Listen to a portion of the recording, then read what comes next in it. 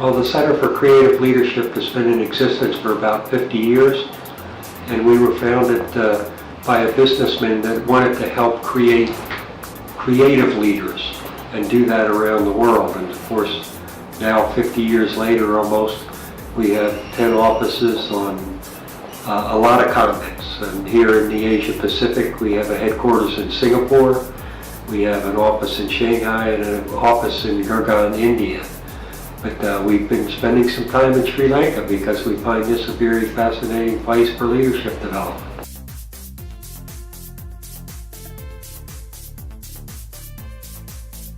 Well, the trends that we see are that everything is happening faster, just like it is in your industry.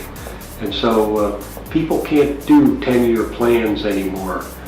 They have to plan on short term, 3, 4, 5 years, and then iterate their plans. And those plans are important, but what's even more important are the men and women who execute the plans. And you won't execute well unless you have good leadership. Not just at the top of the organization, but throughout the whole organization. And that's what CCL does. We try to help organizations tap the potential of the men and women they're privileged to have in their organizations, unleash that talent, and those are the men and women who are going to execute the strategy, whatever the company is.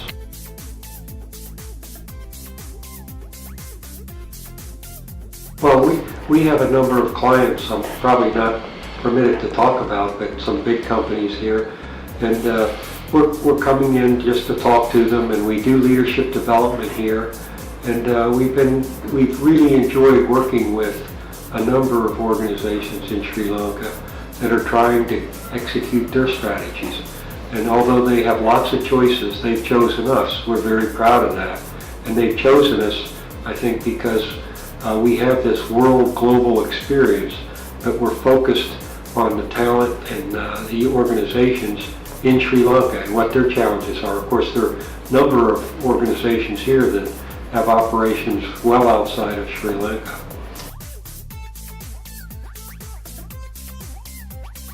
You have very, very smart men and women, often not as experienced as they will be in a few years.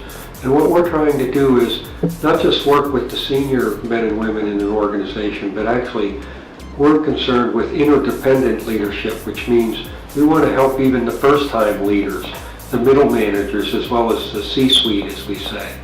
And so we work on the fundamentals of leadership, which are self-awareness, communications, learning agility, and of course, people have to make decisions. That's the most important thing that any leader does. Of course, you see a lot of articles on how different the millennials are, and of course every generation is different. We have different music, different tastes, etc. But men and women do want to achieve, and so we've written books on the millennials. That's what we are. We're a research institute as well as a leadership development institute. And our researchers have said that yes, there are some differences, but they're exaggerated. Men and women still want to have opportunities. The biggest thing about the millennials that I've noticed in the last 10 or 15 years is that they want more feedback more often. They want opportunities to work with other men and women, and they want to be developed. If you want to have an engaged workforce with millennials, they need to have a sense that they're going to have opportunities to develop themselves. And this is the same whether you're in Sri Lanka or South Africa or Russia, or we'll be in New Delhi in a few days. We came from Singapore. The millennials want to be developed. If they're not going to be developed, you might be paying them well, but they're going to leave. They're not going to feel engaged and appreciated. But that's not so unusual. They have opportunities. I've been impressed with the senior leaders who are the men, and mostly men, but some women too. I've been impressed with their curiosity. In today's age, it's not what leaders know. The critical thing, they're not going to have all the answers. The most critical thing is, do you have the right questions? And what I've seen in Sri Lanka particularly, at the senior level is these men and women know the right questions to ask of the other people that they're privileged to work with, or their suppliers or their advisors.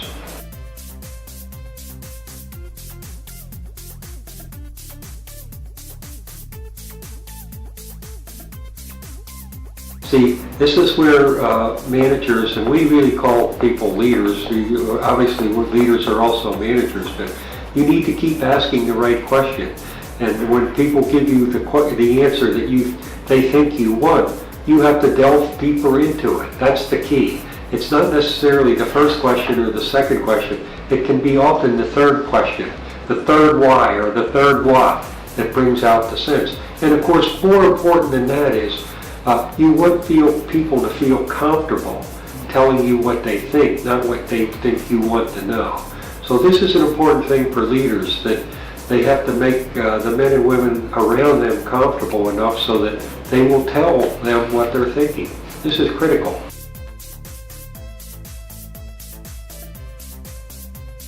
The yearly reviews, the quarterly reviews, I think it's good to have some standard reviews, but if you and I are working together and you're my boss, I want to have good conversations every day where you're telling me, John, you did a good job here, but maybe next time you could do this slightly differently. We call it feedback, and we call feedback a gift. And people should be welcoming feedback, both positive and negative, because that helps your own self-awareness. It helps your ability to get better. How do we get better? By listening to other men and women tell us what they think we're doing well and what we're not doing well. Well, CCL is already a global company. We're ranked in the top 10 in the world by the Financial Times. I have great colleagues, people who speak 23 different languages. We're all over the world. What we're trying to do is help leaders, not just people who are privileged and in organizations. We're also trying to help underserved populations. We work with Habitat for Humanity. We work with non-governmental organizations. We want to bring better leadership to the world, both individuals, teams, organizations, and society in general. And that's why we're here in Sri Lanka. We see a lot of opportunity here to help leaders. Thank you.